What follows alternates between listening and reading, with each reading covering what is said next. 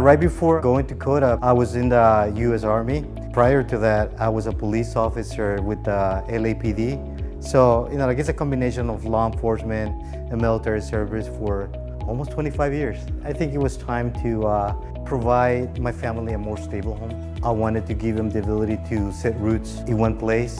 Thought back about one of the things that I wanted to do before I joined the military, which was work in the technology field, work with using computers. The only problem was that the last time that I had dealt with computers was back in the 80s, early 90s. One of the last operating systems that I touched was MS-DOS. Codeup, I knew that their selection process, they're selective. You were required to think on your feet, approach problems in a different way. In my background, especially being in combat arms, being in the infantry, you have to think on your feet. You have to think out of the box. You have to approach problems in a different way. And those are some of the things that come back that I learned in the Army, right? Working with the team, collaborating, make sure that we're communicating well with each other and work towards a common objective. Take ownership of that project and take ownership of that objective. Veterans bring a lot of valuable skills. I think don't be afraid, do it.